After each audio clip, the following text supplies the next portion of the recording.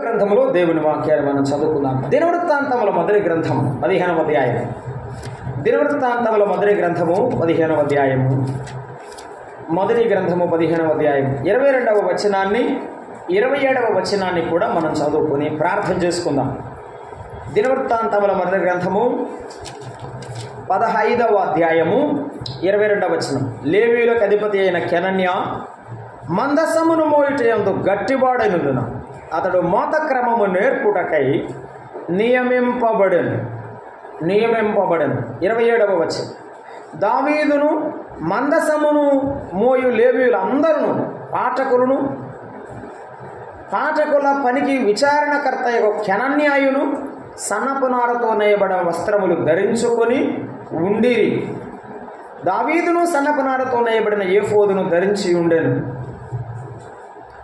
దినవృత్తాంతముల మొదటి గ్రంథంలోనే 26వ అధ్యాయములో 29వ వచనాన్ని కూడా మనము చదువుకొని ప్రార్థన చేసుకుందాం. 26వ అధ్యాయము 29వ వచనమును మనము చదువుకుంటున్నాము. ఇసహారీయులను గూర్చినది. వారిలో కెనన్యాయును వాని కుమారులను బయటి పని జరిగించుటకై ఇశ్రాయేలులకు లేఖికులుగాను న్యాయాధిపతులుగాను నియమింపబడిరి. చదవబడిన వాక్య భాగమును ప్రభు దీవించి మనతో మాట్లాడినట్లుగా చిన్న ప్రార్థన చేసుకుందాం. ప్రార్థించేటప్పుడు ప్రభువా నాతో మాట్లాడమని ప్రార్థన చేద్దాం. కరుణగల తండ్రి, దయాళుడైన దేవ, మీ పాదములకు వందనములు, స్తోత్రములు. ఇంతదనుక మిమ్మల్ని పూజించి కొనియాడి హెచ్చించే భాగ్యం ఇచ్చినందుకు వందనాలు నాయన. మీ మాటలు మేము చదువుకున్నాము, మీ వైపు చూస్తున్నాం నాయన. మాతో మాట్లాడండి. మాతో ముచ్చటిస్తుండగా మా ప్రభువా వినగల చెవిని, గ్రహించగల మనసును మాకు ప్రసాదించండి. మీ నామమునకు మహిమకరముగా మాట్లాడుచుండగా మీ ప్రతి మాటకు లోబడే మనస్సు దయచేయండి. మమ్మను దిద్దండి, మమ్మను ఉజ్జీవింపచేయండి, పురికొల్పండి. మీ నామమునకు మహిమ తెచ్చుకోమని, కొందరినైనా మీ వైపు ఆకర్షించమని క్రీస్తు యేసు నామమున వేడుకొనుచున్నాము తండ్రి, ఆమేన్. ప్రభువునందు ప్రియమైన సహోదరుడారా, ఈ భూప్రపంచములో దేవుని యొద్ద ఆశీర్వాదము కోరుకోని వారు ఎవరుంటారు చెప్పండి? ఎవరు ఉండరు.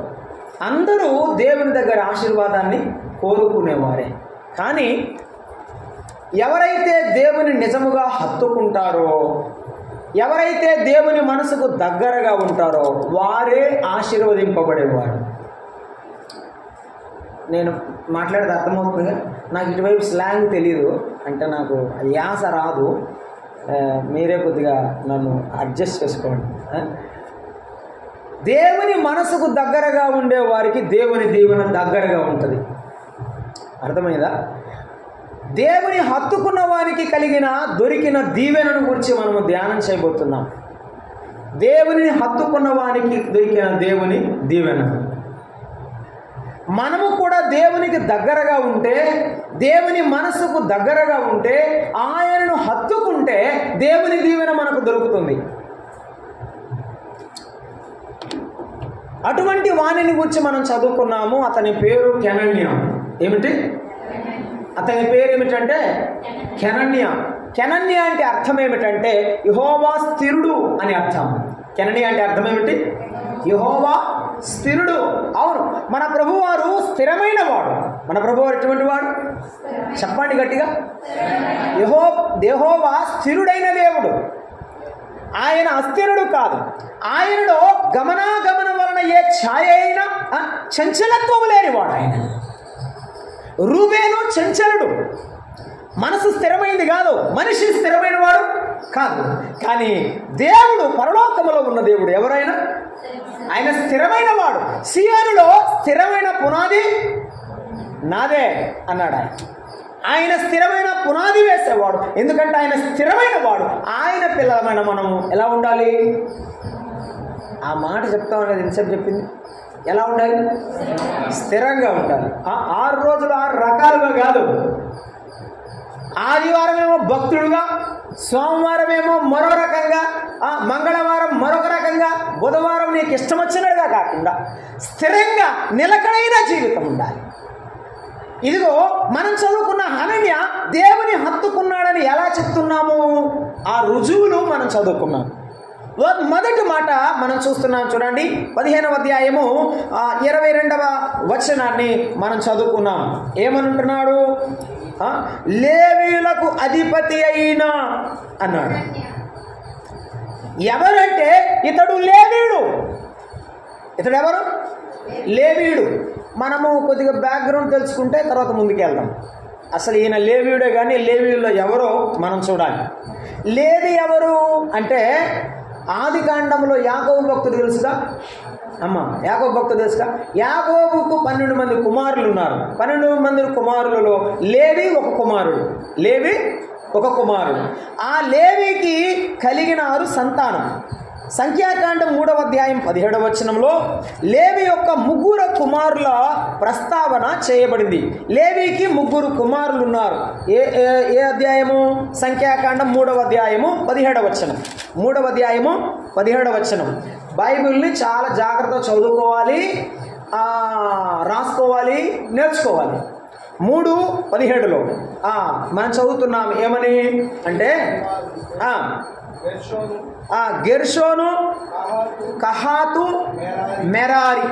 ఇది లేవీకి 3 కుమారులు, గెర్షోను, కహాతు, మెరారి. అయితే 17వ వచనం అక్కడే చూడండి. ఈ 3 కుమారులలో ఒక కుమారుడి సంతానాన్ని ప్రస్తావించాడు. 3:17. 19వ వచనం, క్షమించండి, 17 కాదు 19. అక్కడే 3:19లో కహాతు కుమారుల సంతానం చెప్తున్నాడు.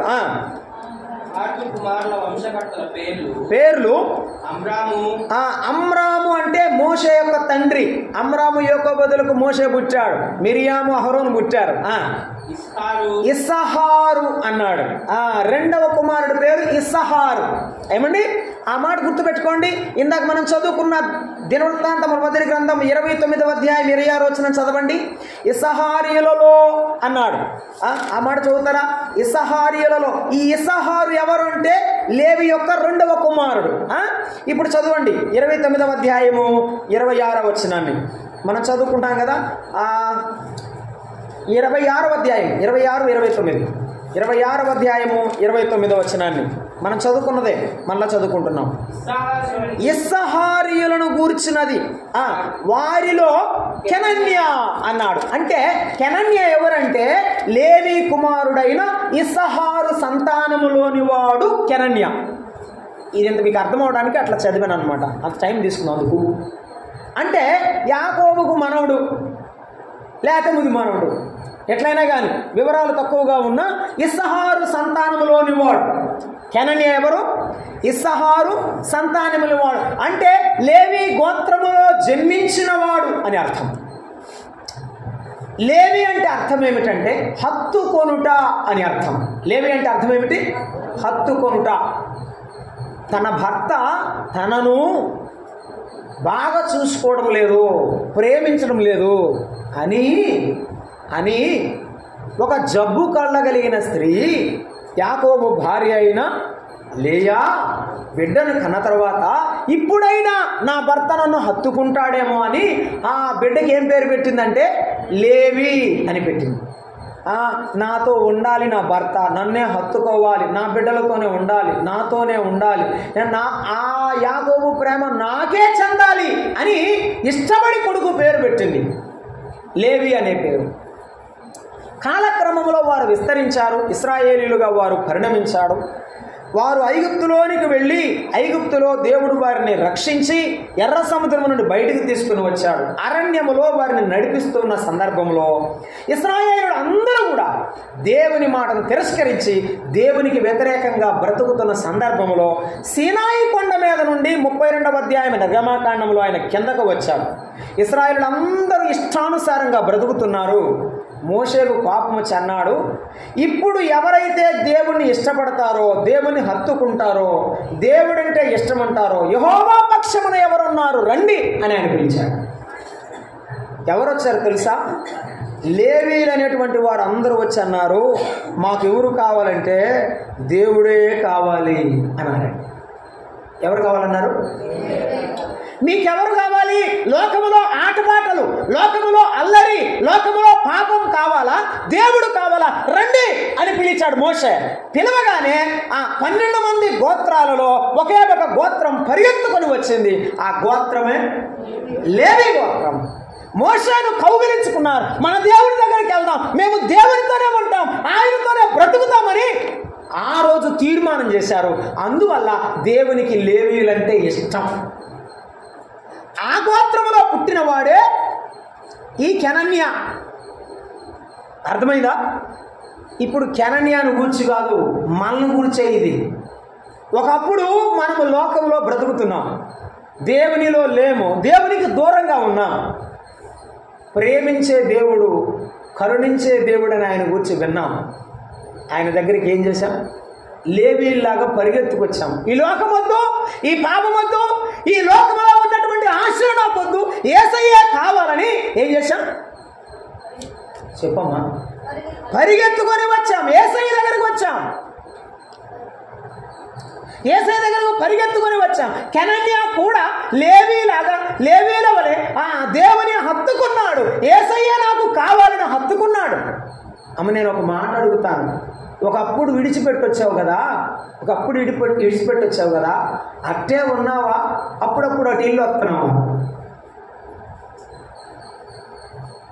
అప్పుడప్పుడు లోకంలో మాటలు, లోకంలో ఆలోచన, లోకంలో చూపు, అప్పుడప్పుడు ఇల్లు వస్తున్నావా? అలాగే హత్తుకొని ఉన్నావా?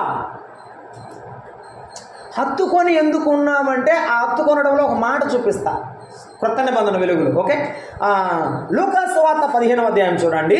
లూకాసు వార్త 15వ అధ్యాయం, లూకాసు వార్త 15వ అధ్యాయము 20, 21 వచనాలు మనకందరికి తెలిసినటువంటి సందర్భం అది. 15వ అధ్యాయము 20, 21 వచనాన్ని మనం చదువుకుంటున్నాం. వాడింకా అంటే తప్పిపోయిన కుమారుడు వెళ్ళిపోయాడు. తండ్రి వద్దన్నాడు, ఆస్తి వద్దన్నాడు, నా ఆస్తి నాకు ఇయ్యాలని తీసుకొని వెళ్ళిపోయాడు. అన్నదమ్ముడు వద్దన్నాడు, తండ్రి ప్రేమ వద్దు, అన్నదమ్ముని ప్రేమ వద్దు, కన్న తల్లి పేగు బంధం వద్దు, అంతా వద్దని వెళ్ళిపోయాడు. వెళ్ళిపోయి ఏమైపోయాడు? అంతా పోగొట్టుకున్నాడు. ఆ తప్పిపోయిన కుమారుడే కాదు, మనం కూడా లోకంలో సృష్టించిన సృష్టికర్తను మర్చిపోయి మనం కూడా అంతా పోగొట్టుకున్నాం. అందరూ మనల్ని విడిచిపెట్టినప్పుడు, మనం ఒంటరి వారమై నిలబడ్డప్పుడు, మనకెవరు ఆదరించేవారు లేనప్పుడు, ఆ దేవుడు నిలబడి ఆ దూరంగా ఉన్న మనల్ని చూసి, వాడు ఇంకా దూరంగా ఉన్నప్పుడు తండ్రి వాడిని చూసి వాడి మీద కనికరపడి, వాడు పరిగెత్తలేదట. ఈ తండ్రి ఏ తండ్రో తెలుసా? ఈ తండ్రి ఏ తండ్రి? నిన్ను నన్ను ప్రేమించిన యేసయ్య ఆ తండ్రి కంటే గొప్పవాడు. ఆయన ప్రేమ ఎంతో గొప్పది. దూరంగా ఉన్నప్పుడు ఏం చేశాడు? పరిగెత్తుకొని వెళ్ళి వాని మెడ మీద పడి ముద్దు పెట్టుకొని వాని కౌగిలించుకున్నాడు. వాని కౌగిలించుకోగానే వాని జీవితంలో జరిగినదంతా గుర్తు తెచ్చుకొని ఈ కుమారుడు కూడా కౌగిలించుకొని ఏడ్చాడు. ఈ కుమారుడు ఆ తండ్రిని హత్తుకున్నాడు. నా తండ్రి, పరలోకానికి నీకు విరోధంగా నేనేం చేశాను? పాపం చేశాను. హత్తుకున్నాడు, ఒప్పుకుని ముందే బయలుదేరాడు. వచ్చిన తర్వాత తండ్రి దగ్గర ఒప్పుకొని ఏడ్చాడు. ఒక మాట అన్నాడండి, ఆ మాట నాకు ఎప్పుడు చాలా ఇష్టమైన మాట. తండ్రి, నీ ఇంటిలో నీకు కుమారుడని అనిపించుటకు నేను యోగ్యుడను కాను. ఒక మాట అన్నాడు 19లో 2వ భాగంలో, నన్ను చెప్పండి, నీ కూలివానిగా ఒకనిగా పెట్టుకో. నాకు ఆహారం లేదు తండ్రి, నేను అన్నం లేకుండా బాధపడుతున్నాను, నాకు వస్త్రాలు లేవు, నీ కూలాలకి చాలా అన్నం పెడుతున్నావు, నీ ప్రేమ నేను చూశాను, నాకు అన్నమైనా పెడతావని వచ్చాను, నీ కూలోడుగా పని చేస్తాను అని కొడుకు ఎదురు నిలబడితే ఆ తండ్రి ఏమన్నాడు తెలుసండి? నీవు కూలివాడవు కాదురా నా కుమారుడవు. డబ్బు పైన బాధపడను, పరువు పైన బాధపడను, ఏమిమైనా బాధపడను కానీ నిన్ను నేను పోగొట్టుకోలేను. నేను నిన్ను పోగొట్టుకోలేను. యేసయ్య ప్రేమ ఎంత గొప్పది. ఒకప్పుడు ఆయనను దూషించిన ఆయన ప్రేమించాడు. ఆయనను మనము హేళన చేసిన, ఆయన పిల్లలను హేళన చేసిన ఆయన ప్రేమించాడు. శత్రువును ఎవరైనా ప్రేమితురా, ప్రాణానికి ప్రాణమిచ్చి విమోచింతురా. శత్రువును ఎవరైనా ప్రేమితురా, ప్రాణమునే ధారపోసి విమోచింతురా. ఎవరికైనా తరమునా ఈ లోకములో, నీకే ఇది సాధ్యమాయే ఈ ధరలోనా. నిజమే. తల్లిదండ్రులు, అన్నదమ్ములు, అక్క చెల్లెలు, బంధువులు, స్నేహితులు అందరూ విడిచిపెట్టినప్పుడు ఈ కుమారుడు యేసయ్య ఆ తండ్రి ఎదుట నిలబడి, తండ్రి కూలివాడుగా పెట్టుకోమంటే నువ్వు పారిపోయావని, నువ్వు దూరంగా వెళ్ళావని, నన్ను అవమానపరచావని నేను నిన్ను అవమానపరచను, నీవు నా కుమారుడవు. ఆ కుమారుడు ఏం చేస్తాడు చెప్పండి? ఇక విడిచిపెడతాడా ఈ తండ్రిని? చెప్పమ్మా, చెప్పు. విడిచిపెడతాడా? విడిచిపెట్టాడు. తండ్రిని వాటేసుకుని ఏడుస్తున్నాడు, దుఃఖపడుతున్నాడు, ఆ పాపమంతా ఒప్పుకున్నాడు, హత్తుకున్నాడు. ఇక సచ్చిన ఈ కుమారుడు ఏం చేయడు? ఆ తండ్రిని చెప్పండి, విడిచిపెట్టాడు, హత్తుకున్నాడు. అందుకే ఆ కుమారుడు మనసంతా తెలుసుకున్నాడు. అంటాడు, కొత్త బట్టలు తిండి నా కుమారుడికి, ఉంగరం తిండి, చెప్పులు తిండి, అందరిని పిలవండి, నా కుమారుడు తిరిగి వచ్చాడని చెప్తాను. జన్మందరూ ఏమనుకుంటారు మనసులో? ఏందమ్మా చెప్తావు? జన్మందరూ ఏమనుకుంటారు? ఇంటి చుట్టుపక్కల వాళ్ళందరూ, వీడు పిహెచ్డీ చదివచ్చాడు పాపం, ఏదైనా పెద్ద గోల్డ్ మెడల్ కొట్టాడా అనుకుంటారా లేదా? అందరికి ఇష్టం లేదు వాడింటోకి రావటం. అర్థమైందా? ఆ చుట్టుపక్కల ఉన్న వాళ్ళందరికీ ఇష్టం లేదు ఇంట్లోకి రావడం. కానీ ఎవరికి ఇష్టం? ఆ తండ్రికి ఇష్టం. అందరికి రాళ్ళు నీ చేతిలో రాయేస్తే అందరి తల ఒక రాయితే ఏమైపోద్ది? ఆ పాపాత్మురాలు చచ్చిపోతుంది. కానీ ఆయనకి మాత్రం ఆ పాపాత్మురాల్ని కాపాడమే ఇష్టం. ఇప్పుడు ఇటువంటి యేసయ్యను పోగొట్టుకుంటావా, హత్తుకుంటావా? చెప్పమ్మా. యేసయ్య నీ కోసం బ్రతుకుతా నేను. యేసయ్య నిన్ను విడిచి నేను బ్రతకలేను, నీ కొరకే నేను జీవిస్తాను, నీ కొరకే నేను లేవీయుడుగా బ్రతుకుతాను, హత్తుకునే కుమారుడుగా ఉంటాను. ఒకడు ఇంట్లోనే ఉన్నాడు, పెద్ద కుమారుడు ఎక్కడున్నాడు? ఇది బయటికి వెళ్ళాలా, ఇంట్లోనే ఉన్నాడు. ఇంట్లో ఉన్నాడు కానీ తండ్రి మనసు ఏంటో తెలియదు. ఏం చేద్దాం? యేసయ్య మనసుకు దగ్గరగా ఉందామా, దూరంగా ఉందామా? కెనన్యా ఎటువంటి వాడంటే లేవీయుడు, హత్తుకున్నవాడు. ఈ ప్రత్యేకమైన సమయంలో ప్రభు మనకిచ్చే వర్తమానం ఏంటంటే, యేసయ్యా నేను నిన్ను హత్తుకున్నానా? నిన్ను నువ్వు పరీక్ష చేసుకుందా? నిన్నెంత హత్తుకున్నాను? అవసరం వచ్చినప్పుడు ప్రక్కన పెట్టాను. నన్ను ఒక స్థితిలోకి వెళ్ళిపోయిన తర్వాత నేను మర్చిపోయాను, గుర్తుపెట్టుకున్నాను. ఏం చేద్దాం చెప్పండి. ఒక సందర్భం నీకు గుర్తు చేస్తా, చదవడానికి సమయం నాకు ఉండదు, ఎందుకంటే 2-3 మాటలను అందించాలని నా మనసు ఉంది. యోసేపు అన్నదమ్ములు అమ్మేశారు. ఏం చేశారు? అప్పుడు దేవుడు నమ్ముకున్నాడు, తండ్రి దగ్గరే నమ్ముకున్నాడు, తండ్రి దగ్గరే భక్తి నేర్చుకున్నాడు. అమ్మేస్తే అతడు ఇష్మాయేలుడికి అమ్మివేయబడినప్పుడు ఐగుప్తుకు వెళ్ళిపోయాడు. పోతీఫరు ఇంటిలో ఉన్నాడు, బానిసగా బ్రతుకుతున్నాడు. అప్పుడు కూడా దేవుడిని నమ్ముకునే ఉన్నాడు. ఏమండి? పోతీఫరు ఇంటిలో ఆ ఇంటికి ఒక మాస్టర్ అంటారు, గృహ నిర్వాహకత్వం అప్పగించబడిన తర్వాత కూడా దేవుడిని నమ్ముకునే ఉన్నాడు. ఆ పోతీఫరు భార్య మచ్చ వేసినప్పుడు ఆ మాట చెప్పు, నమ్ముకునే ఉన్నాడు.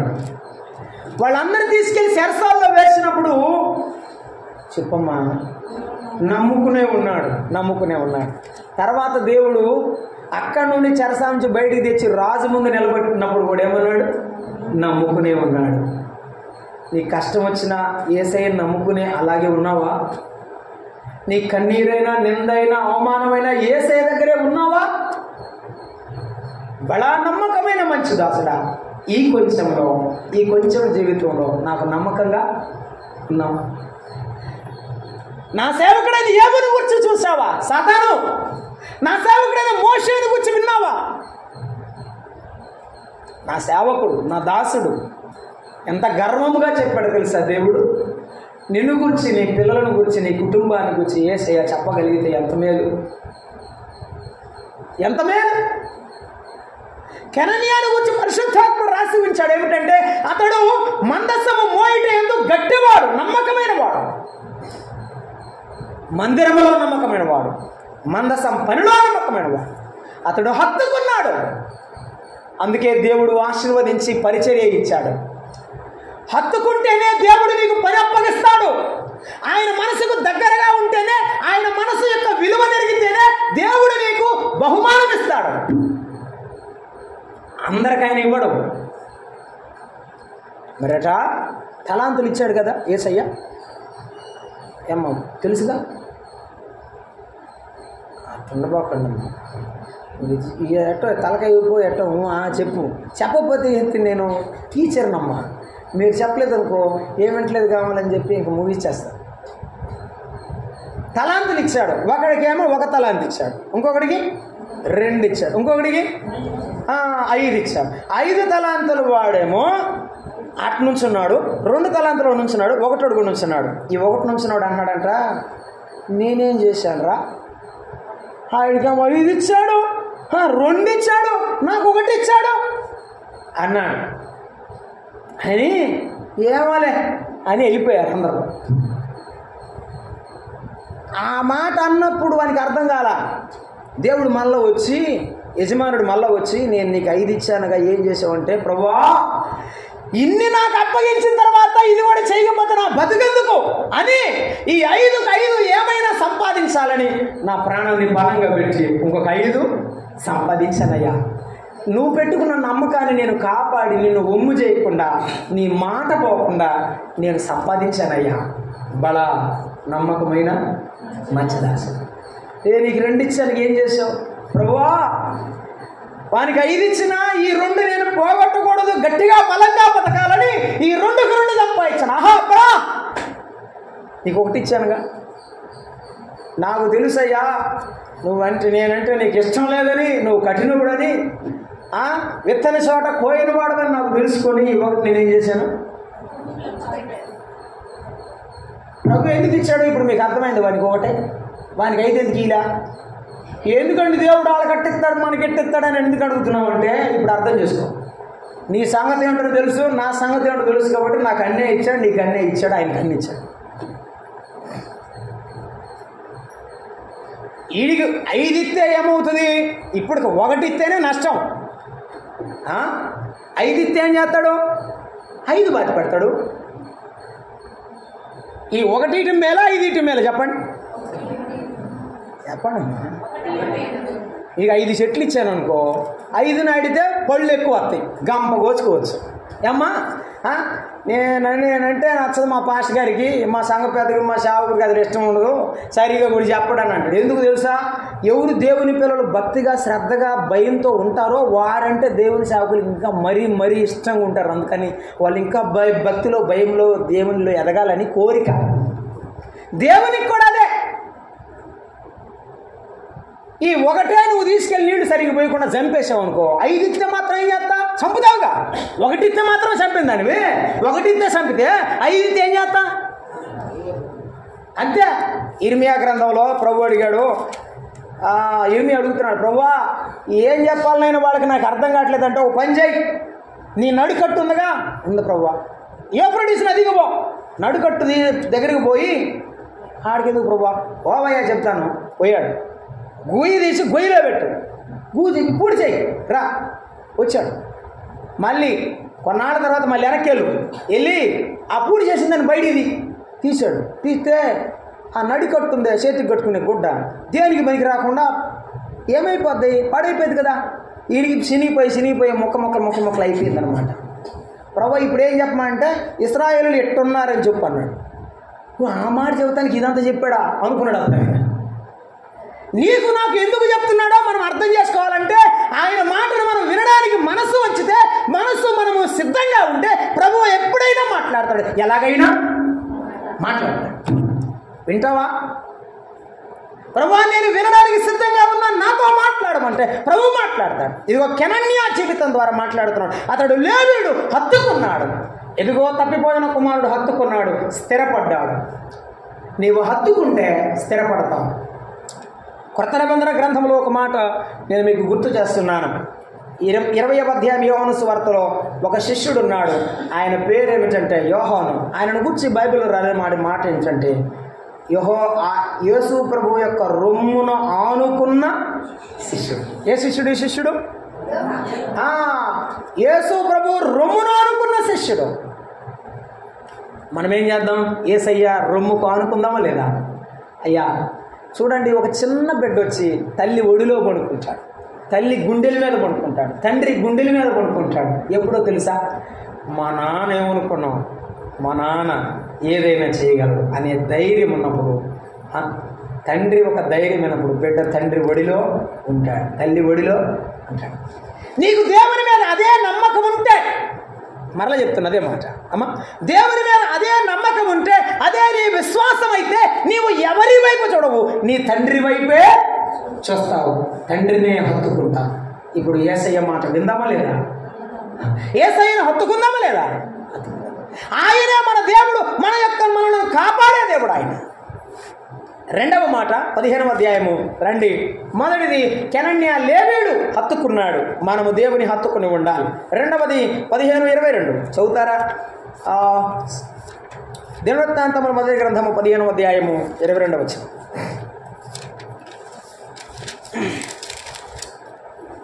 లేవీయులకు అధిపతి అయిన కెనన్యా మందసమును మోయుట యందు గట్టివాడైనందున అన్నాడు. ఏం మోసాడు? చెప్పండి అమ్మా, చెప్పండి. మందసం మోసాడు. మందసం మోయాలంటే, అక్కడికి గొర్రె పిల్లను తేవాలంటే, వధించిన కళేబరాలు మోసుకుపోవాలంటే, నీళ్లు తేవాలంటే అతడు లేవీయుడై ఉండాలి. ఎవరై ఉండాలి? లేవీయులే ఆ పని చేయాలి. మనము రాజులైన యాజక సమూహం, మనము దేవుని పిల్లలం. ఈ ఆరాధన కార్యక్రమంలో పాలు పంపులు పొందాలంటే అతడు దేవుని నమ్మినవాడై ఉండాలి. నమ్మినవాడు మాత్రమే ఆయనను మోయగలడు, ఆయన వాక్యాన్ని మోయగలడు. అర్థమైందా?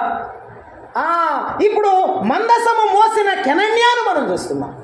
యెహోషువ గ్రంథం 6వ అధ్యాయం 6వ వచనంలో ఏమన్నాడంటే, లేవీయులు అందరూ కూడా తమ భుజముల మీద మందసమును మోయవలను అన్నాడు.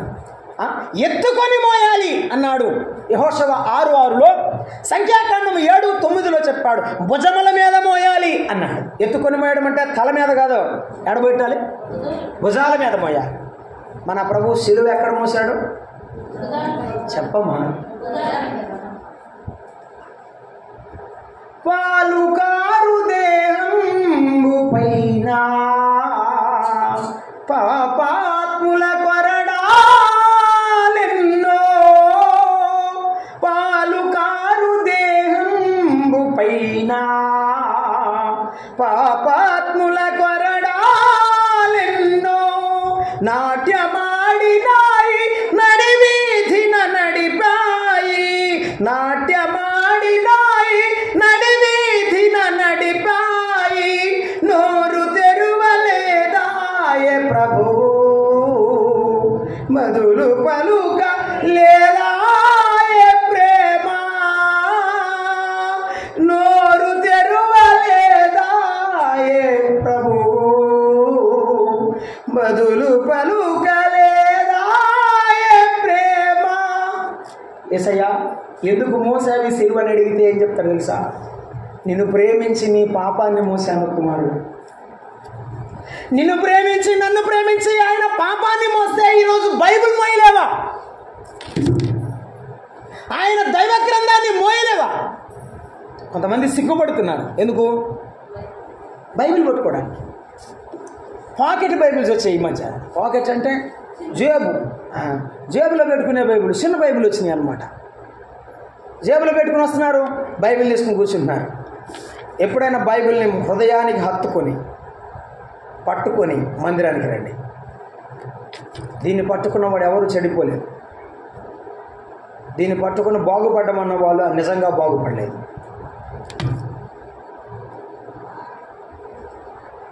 పట్టుకునే వాడు ఎవరు బాగుపడలేదు, పట్టుకున్న వారు అందరూ బాగుపడ్డారు.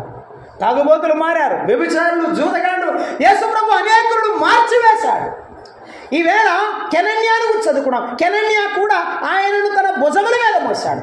మందసము మన ప్రభు అయిన యేసుక్రీస్తుకు గుర్తు. మందసం ఎవరికి గుర్తు? యేసుక్రీస్తు ప్రభువారు. మనము యేసు ప్రభువారిని ఏం చేయాలి? మోయాలి. మందసము మోసారన్నారు కదా, అది ఒక చిన్న పెట్టె వంటిది. తుమ్మకర్రతో చేయబడిన పెట్టె, బంగారు రేకును పొదిగింపబడిన పెట్టె, దానిపైన కరుణాపీఠము, కరుణాపీఠం పైన కెరూబులు, కెరూబుల మీద ఆసీనుడైన యెహోవా దేవుడు. ఈ గుడారములో ఉండడానికి వచ్చిన వాడు గుడారవాసి కాదు, పరలోక నివాసి, నిత్య నివాసి. కానీ నీ మధ్య నేను నివసించినట్లు 25వ అధ్యాయం నిర్గమాకాండం, నాకు ఒక గుడారమును ఏర్పాటు చేయాలి అని ప్రభువు చెప్పాడు. ఆ గుడారములో ఉన్న వస్తువే మందసం. ఆ గుడారములో ఉన్న వస్తువే మందసం. చూడండి, మందసం మోసారు అంటే మరి ఏం మోసారు? హెబ్రీ పత్రిక 11వ అధ్యాయము 9వ అధ్యాయము 4వ వచనం. హెబ్రీ పత్రిక అపోస్తలుడైన పౌలు హెబ్రీయులకు రాసినటువంటి పత్రికలో ఈ మాటను ప్రస్తావించారు. 9వ అధ్యాయము 4వ వచనం. గుడారము అతి పరిశుద్ధ స్థలం అనే గుడారం ఉంది, పరిశుద్ధ స్థలం అనే గుడారం ఉంది అని చెప్పినాడు. 4లో అందులో సువర్ణ ధూపార్తి ఉంది, అంటే అతి పరిశుద్ధ స్థలంలో. అంతటా బంగారు రేకు తాపబడిన నిబంధన మందసముండెను. ఆ మందసములో ఏమున్నది? ఈ 3 మాటలు మనం విని వెళ్ళిపోదాం. చూడండి, మన్నా గల బంగారు పాత్ర, చిగురించిన అహరోను చేతికర్ర, నిబంధన పలకలు. ఏం మోస్తున్నాడు హనన్యా అంటే, మొదటి మాట ఏం మోస్తున్నాడు? మన్నా గల బంగారు పాత్ర మోస్తున్నాడు. మన్నా గల బంగారు పాత్ర మోస్తున్నాడు. నేను మీకు తెలుసు కాబట్టి గుర్తు చేస్తాను. ఇశ్రాయేలులు ఎర్ర సముద్రము దాటిన తర్వాత వారికి మంచినీళ్ళు లేవు. దేవుడు ఏలీము దగ్గర నీటి బుగ్గలనిచ్చి మంచినీరు ఇచ్చాడు. వారు ఆహారం కోసం ఏడిస్తే దేవుడు ఆకాశము నుండి మన్నాను కురిపించాడు. ఏం కురిపించాడు? మన్నాను కురిపించాడు. అది ఆకాశము నుండి వచ్చిన మన్నా. ఆ మన్నా కొత్తిమీర గింజలలాగా, అపూపము వలె, తేనె వలె అంత మధురంగా ఉన్నది అన్నారు వారు. మధురమైన ఆహారం ఇచ్చాడు. ఎక్కడ? అరణ్యములో. ఎక్కడ? అరణ్యములో ఆహారం ఇచ్చాడు. వారు ఆహారమును భుజించారు.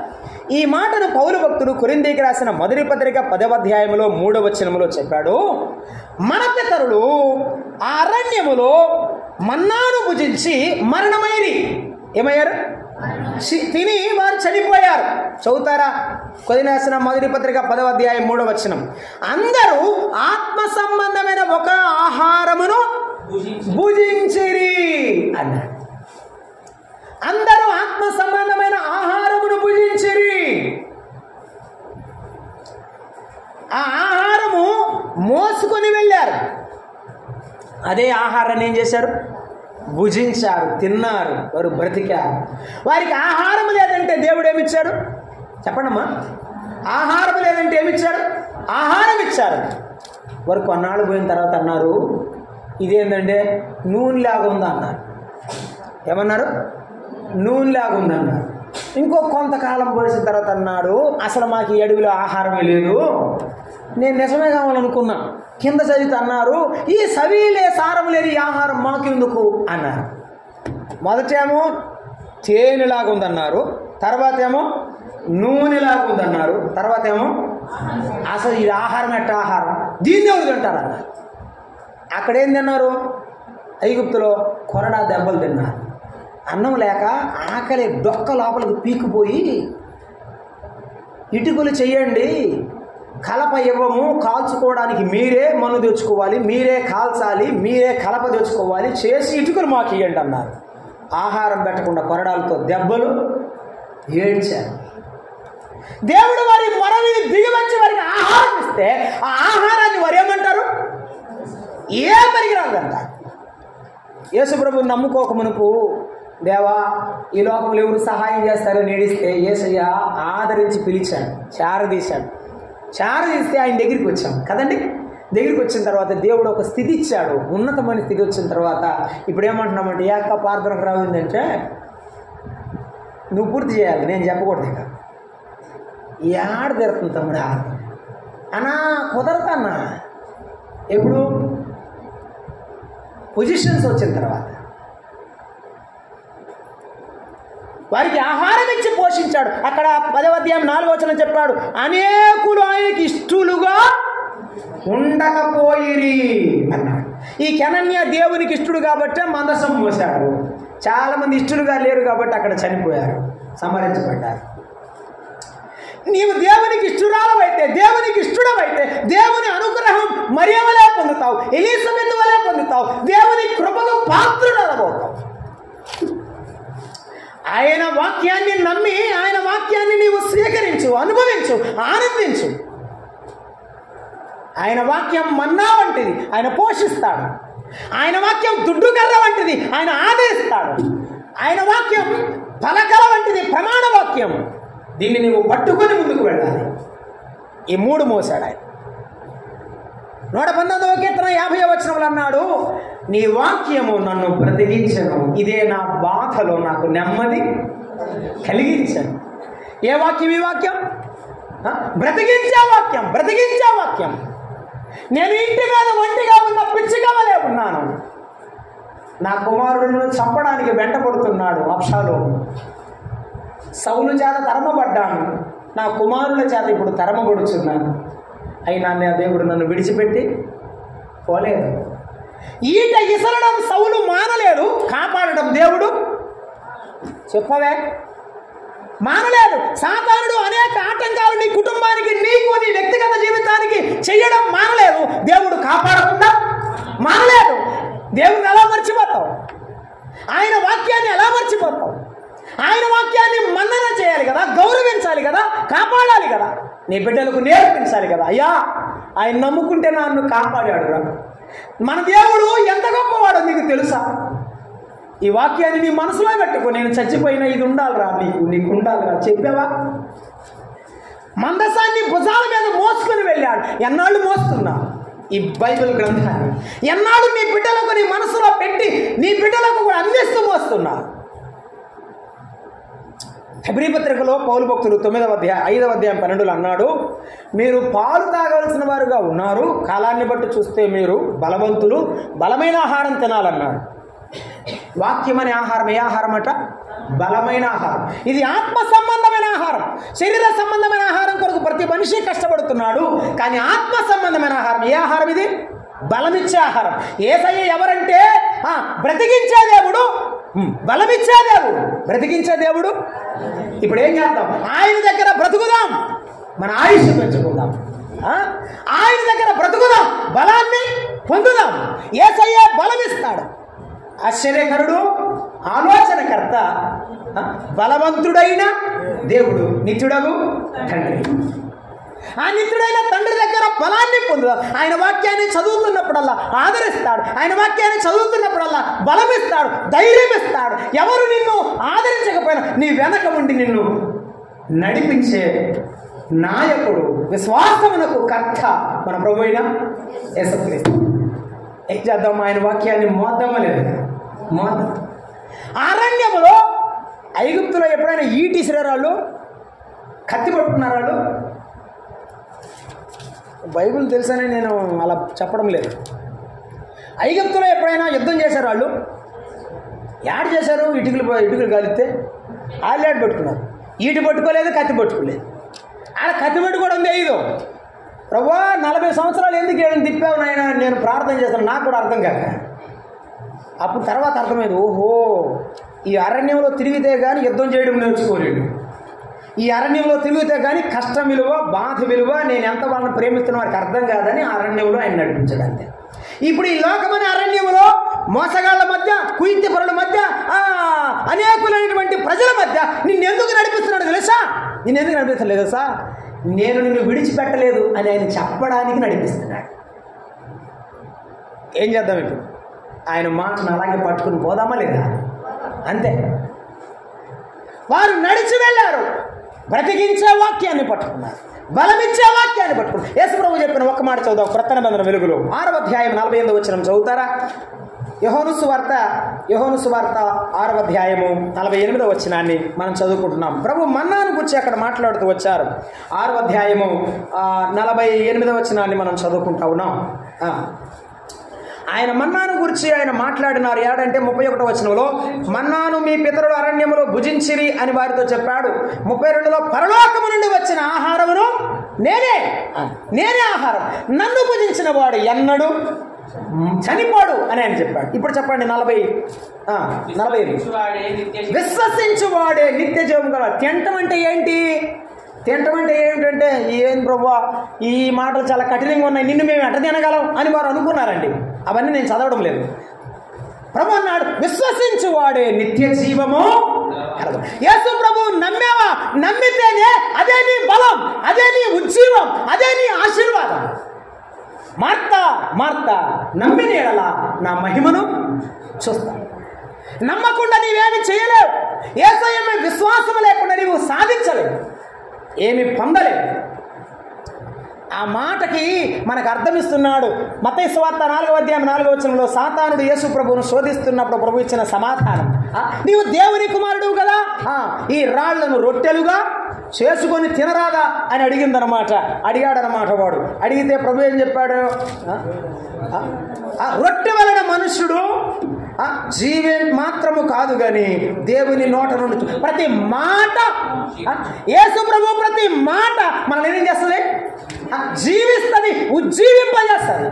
కాబట్టి బైబిల్ చదవడం మానద్దు, బైబిల్ మెడిటేట్ ధ్యానం చేయడం మరిచిపోవద్దు. ఆయన ఉజ్జీవం ఇస్తాడు, జీవం ఇస్తాడు. యోహాను సువార్త 5:38లో చెప్పాడు, చాలా మంది విశ్వాసం ఉంచలేదు గనుక దేవుడు అద్భుతాలు జరిగించలేదు. నీ ఇంటిలో ఎందుకు జరగడం లేదో తెలుసా? అయ్యా, నేను నిన్ను పూర్తిగా నమ్మలేకపోయాను, నేను నీ మీద ఆధారపడలేకపోయాను, నీ మాటను నమ్మలేకపోయాను. అబ్రహాముకు నిరీక్షణకు ఆధారం లేనప్పుడు అతడు దేవుని నమ్మెను, అతడు నీతిమంతుడుగా ఎంచ. అంటే అర్థమేమిటి? There is no base. ఒక ఇంటికి ఒక పునాది ఉంటుంది, నమ్మకానికి కూడా ఏముంటుంది?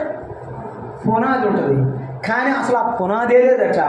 దేవుడు అన్నాడంట, అబ్రహామా నా మాట విని బయలుదేరతావంటే ఎడనాయి బయలుదేరతాను, నేను చూపించే దేశానికి వెళ్ళు అన్నాడు. బయలుదేరిన అబ్రహాముతో దేవుడు మాట్లాడుతూనే వచ్చాడు. ఆహా, నా భక్తుడు ఎంత గొప్పవాడో తెలుసా? నేను బయలుదేరాడు. ఎక్కడికి బయలుదేరాలో, ఏడ ఉండాలో, ఏం తినాలో నేను చెప్పకుండానే బయలుదేరాడు. నేను అన్నం పెడతానని తెలుసుకున్నాడు, నేను ఆదరిస్తానని తెలుసుకున్నాడు, నేను తగిన సమయంలో సహాయం చేస్తానని నమ్మాడు. కాబట్టి అడగకుండానే బయలుదేరాడు. మరట ఇంటికి వచ్చాడట. సారమ్మ ఆ నుంచి అన్నాడంట, దేవుడు నన్ను పిలిచాడు, నేను వెళ్తున్నాను, నువ్వు వస్తావా అన్నాడంట. పిలిచాడా? నేను కూడా వస్తాను ఏం మాట్లాడదాం? యేసయ్య ఎదుట, యేసయ్య బల దగ్గర కూర్చుని ఆరాధించినప్పుడు ఏం మాట్లాడదాం? ప్రభువా, ఏం మాట్లాడితే నీ రుణం తీరుతుంది? ఆయన ఏమిస్తే తీరుతుంది? ఆయన దగ్గర ఏం మాట్లాడగలం? ఆయనకు అంతా తెలుసు కదా. ఏం మాట్లాడలే. కెనన్య మందసమును మోస్తున్నవాడు ఆ యొక్క బంగారు పాత్రలో ఉన్న ఆ మన్నాను మోసాడు. నీవు నేను ఆదరించే దేవుని, బతికించే దేవుని, జీవమిచ్చే దేవుని మోస్తున్నాం ఈ వేళ. ఈ గ్రంథము మనల్ని ఎల్లప్పుడూ ప్రతిదినం ఉజ్జీవింప చేస్తుంది. లోకంలో అనేక కష్టాలు ఉన్నాయి, ఇబ్బందులు ఉన్నాయి, వాటన్నిటిని విడిచిపెట్టి సాయంత్రం మోకాళ్ళ మీదకి వచ్చి అయ్యా అని మాట్లాడుతుంటే ఆయన తల మీద చేసి, గుండెల మీద చేసి ఆయన ఆదరిస్తున్నాడు, లేదా ఆదరిస్తున్నాడు. ఇటువంటి దేవుడు ఎక్కడ? ఆదరించే దేవుడు, ఆయనే నడిపిస్తాడు. రెండవ మాట మనం చూస్తున్నాం హెబ్రీ పత్రిక 9వ అధ్యాయంలో. రెండవ మాట ఏమిటంటే, మనం చదువుకున్న భాగంలో ఉన్నది, చిగురించిన అహరోను చేతికర్ర. యేసుక్రీస్తు ప్రభువే ఆదరించు దేవుని దుడ్డు కర్ర. కీర్తనల గ్రంథంలో 23వ అధ్యాయము 6వ వచనంలో మనం చూస్తాం, గడాంధకారములో సంచరించినను ఈ అపాయమునకు నేను భయపడను. నీ దుడ్డు కర్రయు నీ దండమును నన్ను ఆదరించే దేవుడు. ఈ కర్రను గురించి 2 మాటలు చెప్తా. ఎబ్రీ పత్రిక 11వ అధ్యాయంలో 21వ వచనంలో రాశాడు. విశ్వాసుల పట్టికను, వీరుల పట్టికను గురించి రాస్తూ, యాకోబట అవసాన కాలంలో తన బిడ్డలను ఆశీర్వదించడానికి వచ్చినప్పుడు తన కర్ర తీసుకొని ఇలా దాని మీద ఆనుకొని, ముసలోడు కదండి, బలం లేదు, ఆరోగ్యం లేదు కదా, కాబట్టి ఆ కర్ర మీద ఆనుకొని వారిని ఆశీర్వదించాడట. ఎవరి మీద ఆనుకొని? కర్ర మీద ఆనుకొని ఆశీర్వదించాడట. నిర్గమాకాండం 17వ అధ్యాయంలో యెహోషువ యుద్ధం చేస్తూ ఉంటే ఆ కొండ మీద హూరు అహరోనులు ఇద్దరు కూడా చేతులు పైకెత్తితే ఆ కర్ర తీసుకొని, దేవుని కర్ర చేత పట్టుకొని పోయాడని 17వ అధ్యాయం 6వ వచనం రాశాడు. ఆ కర్ర పట్టుకొని వెళ్ళి ఆ కర్ర మీద అలా ఆనుకొని ఈ బిడ్డలిద్దరూ చేతులు ఎత్తితే ప్రార్థన చేశాడు. వారికి ఆ కర్ర ఆనుకోవడానికి సహాయం. అర్థమవుతుందా? ఆ కర్ర ఆనుకోవడానికి సహాయం. మనం ఆనుకునే సహాయం ఎవరు? మనం ఆనుకునే సహాయం మన యేసయ్య. మనం ఎవరి మీద అనుకుంటాం? ఒక్కొక్కసారి అనుకుంటాం, ఈడురా నన్ను చూసేదే అనుకుంటాం. ఒక సంవత్సరం పోయిన తర్వాత అబ్బే ఈడు పనికిరాడు అంటాం. ఫస్ట్ వాడు బాగుంటాడు, రెండో వాడు బాగుంటాడని మూడు తిరుగుతాం, మురిగిపోతాయి. ఎవరు నమ్ముకున్నా బూడిదే. కానీ ఎవరు నమ్ముకోవాలి? యేసయ్య మీద ఆనుకుందాం. యేసయ్య మీద మనం ఆనుకుందాం. ఎగటు కలిగే ఈ పాడు లోకం యుగ యుగములు నీతో నుండగా, ఎగటు కలిగే. గుడ్డివాడు కళ్ళు కనపడకుండా పాడుతున్నాడు, ఈ పాడు నేను లోకాన్ని నేను చూడను. ఈ పాడు లోకం యుగ యుగములు నీతో నుండాను, చక్కని ప్రభు నీ మోము చూడా, నీ కొరకే వెదకేను దేవా, నాకొకసారి కనిపించరావా. ప్రభు మొర వినవా, ప్రభు దయగనవా, నీ కొరకే వెదకేను దేవా, నాకొకసారి కనిపించరావా. అయ్యా నన్ను కనిపించు, ఓ కరుణామయుడా కనికరించమని కేకలేస్తుంటే వానికి ఎదురుపోయాడు. ఎవరు కేకలేస్తే చెప్పమా, వాడికి ఎదురుపోతాడు. ఎవరు అడిగితే, ఎవరు కేకలేస్తే వారిని హత్తుకుంటాడు. దావీదు కుమారుడా నన్ను కనికరించమంటే ఈ దయామయుడు ఒక అడుగు కూడా ముందుకి వేయలేడు, ఆగిపోయాడు, హత్తుకున్నాడు. అటువంటి యేసయ్య, అటువంటి యేసయ్య మీద ఆనుకుందాం. మనుషుల మీద ఆనుకోవద్దు. మనుషులు మనకు సహాయం కాదు, వారు ఎప్పటికీ మనకు సహాయము చేయలేరు. మనుషులను నమ్ముకున్నట కంటే యెహోవాను నమ్ముకున్న మనుష్యుడు నరుడు ధన్యుడు. మనము దేవుని నమ్ముకుందాం. మనుషులు మాట చెప్పి మర్చిపోతారు. యోసేపుకు పానదాయకుల అధిపతి ఒక మాట చెప్పాడు, నువ్వు నాకు కలభావం చెప్పావు కాబట్టి నేను ఎప్పటికీ మర్చిపోను. అసలు అక్క నిన్ను మర్చిపోతా నా ప్రాణం పోయినట్టే అంటాము, ఖచ్చితంగా మర్చిపోతాం. పాపం వాడు కూడా ఎంత మర్చిపోయాడు యోసేపుని, కానీ దేవుడు మర్చిపోలా. ఫరో రాజుకు కల తెప్పించాడు, కల వల్ల కలవరం వచ్చింది. కలవరంలో యేసు ప్రభువు దేవుని యొక్క మహోన్నతమైనటువంటి వ్యక్తిత్వము ద్వారా ఆ భక్తుడైనటువంటి వారిని దేవుడు ముందుకు తీసుకుని వచ్చాడు. నీకు నాకు ఎలా సహాయం చేయాలో మనకు కూడా తెలీదు. ప్రభువా నీవు ఏ దిక్కు నుండి అయినా నాకు సహాయం చేస్తావని ఎస్తేరు వల్ల నమ్మాలి. అది అప్పుడు అద్భుతం చేస్తాడు. ఏం చేద్దాం? ప్రభువుని నమ్ముదాం లేదు, ఆయన మీద ఆనుకుందాం. ఆయన రొమ్మున ఆనుకున్న యోహాను భక్తుడు, అందరూ హతసాక్షులు అయ్యారు, కానీ యోహాను భక్తుడు ఆయుష్కాలం అంతా బ్రతికి ప్రభువుని గణపరిచి పరలోకము యొక్క ప్రత్యక్షతలు చూసి ప్రకటన గ్రంథము రాసి చనిపోయినాడు. నీవు నేను కూడా యేసయ్య మీద ఆనుకుంటే చాలు, ఎవరి మీద వద్దు. ఆయన మీద ఆనుకుంటే చాలు, మనల్ని నడిపిస్తాడు ఆయన. మూడవ మాట, నిబంధన పలకలు అంటే ప్రమాణపు పలకలు. నిబంధన అంటే చేసిన ప్రమాణం. ఏమ్మా, వారికి దేవుడు ప్రమాణం చేశాడు ఏమని? ఎర్ర సముద్రంలోని బయటికి తెచ్చాను, ఐగుప్తులోని బయటికి తెచ్చాను, కాబట్టి మీరు పస్కాను ఆచరించండి, ఈ గొర్రె పిల్ల రక్తాన్ని మీరు గుర్తుపెట్టుకోండి, ఎప్పుడు పస్కాను ఆచరిస్తూ నన్ను జ్ఞాపకం చేసుకోండి అన్నాడు. అని ఈ 10 ఆజ్ఞలు ఇచ్చి ఈ 10 పలకల్లో ఉన్న మాటలు జాగ్రత్తగా పాటించండి అని చెప్పాడు. అవి కాదు ఇప్పుడు చెప్పేది. నువ్వు నేను ప్రమాణం చేశాం ఏమని? తీర్మానం చేశాం. నీకు అర్థమవటానికి ఏం చేశాము? ప్రభువా, ఇక నుండి నీ బిడ్డగా బ్రతుకుతాను, నేను ఇక లోకంలోకి వెళ్ళను అని చేశామా లేదా? ఏమ్మా, చేశామా లేదా? నాకు టైం అయిపోయింది, నేను ముగిస్తాను. చేశామా లేదా? చేశాం.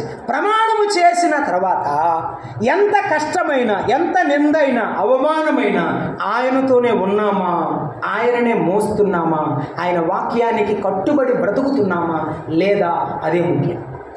ఈ మందసము మోస్తున్న కెనన్య ఆ దేవుని వాక్యము పలకలను మోస్తున్నాడు, ఆయన వాక్యాన్ని మోస్తున్నాడు. మీరేమైనా చెప్పండి, సువార్తను అందిస్తున్నామా?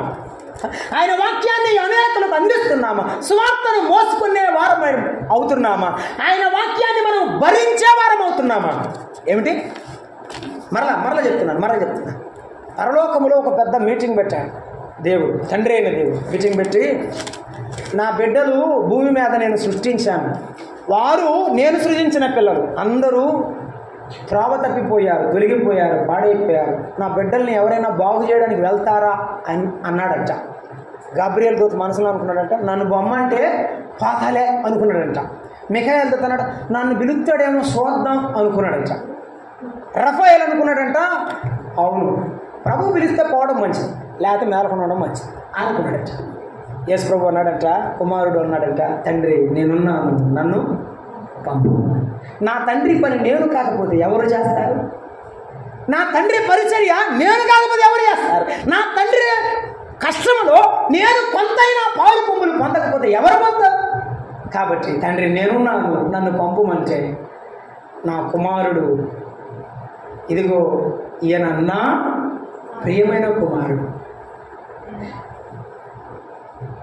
ఈయన నా ప్రియమైన కుమారుడు, ఈయన యందు నేను ఆనందిస్తున్నాను, నాకు ఎంతమంది దూతలున్నా నా కుమారుడే నాకు ఆనందం అని చెప్పాడు. ఆ కుమారుడు గెత్సెమనే వనములో ప్రార్థన చేస్తుంటే, ఆ క్రోధ పాత్రలో కొరడా దెబ్బలు, సిలువ శ్రమలను చూస్తున్నప్పుడల్లా ఆ కుమారుడు అంటాడు, తండ్రి నీ చిత్తమే సిద్ధించుగా.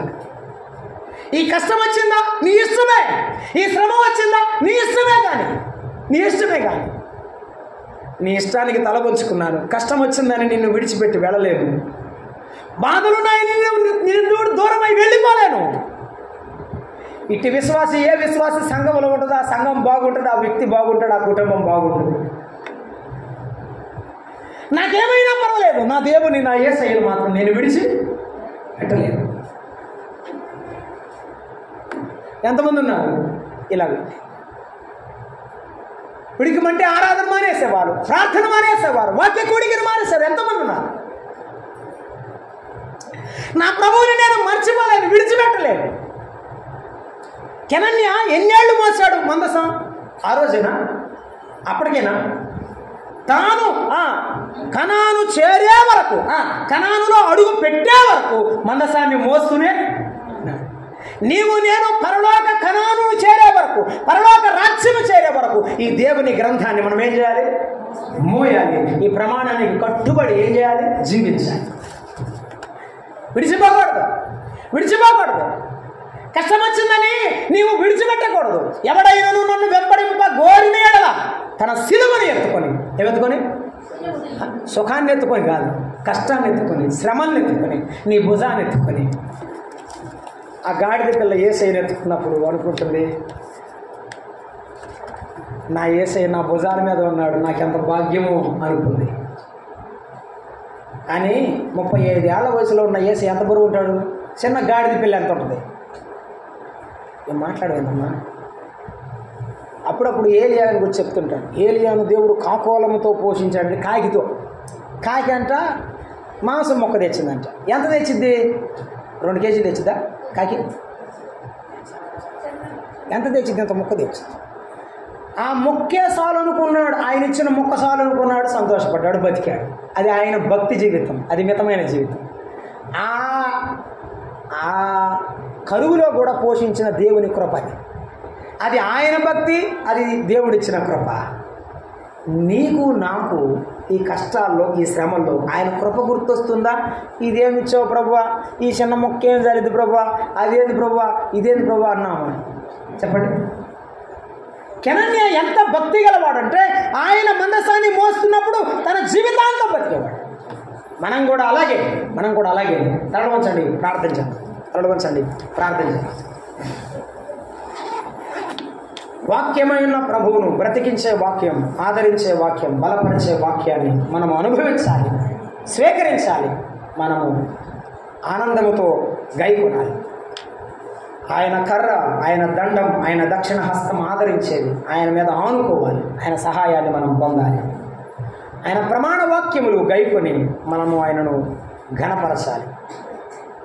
యేసయ్యా, నేను నమ్ముకున్న నాటి నుండి నేను ఘనపరుస్తున్నాను అయ్యా, నన్ను పరిశీలించు. ఎంత నీవు మాట్లాడినా ఎన్నోసార్లు నేను వినకుండా వెళ్ళిపోయాను. నాతో మాట్లాడడం మానుకోలేదు. నేనంటే నీకు ఎందుకు ప్రభువా ఇంత ప్రేమ, నా పట్ల ఎందుకు నీకు ఇంత ప్రణాళిక ఉన్నది అయ్యా, నాకు అర్థం కాదు. నీ ప్రేమకు స్తోత్రం చెల్లిస్తున్నా, నమస్కరిస్తున్నా. నన్ను క్షమించు నాయన. నిన్ను హత్తుకోవడం నేర్పించు, నీతో ఉండడం నేర్పించు. నీ యొక్క నేర్చుకుంటానికి నీ కాడి ఎత్తుకునే భాగ్యం దయచేయి. ప్రార్థన చేయి, ప్రభువుకు అప్పగించు. కెనన్యాను వాడుకున్నట్టు దేవుడు నిన్ను వాడుకుంటాడు. దయగల తండ్రి, ప్రేమగల ప్రభువా, స్వార్థములు హత్తుకున్న కెనన్య, మందసము మోసిన కెనన్యాలు పాఠాలు మాకు అందించినందుకు స్వార్థం. నిన్న వాక్యం అందరూ అన్ని విధాలా పరిచయకు సహాయపడమని, మాతో ఉండమని, మా రక్షకుడైన క్రీస్తు యేసు నామమున స్తోత్రం చెల్లించి వేడుకొంచున్నాము తండ్రి. ఆమేన్. అందరికీ ప్రేమ.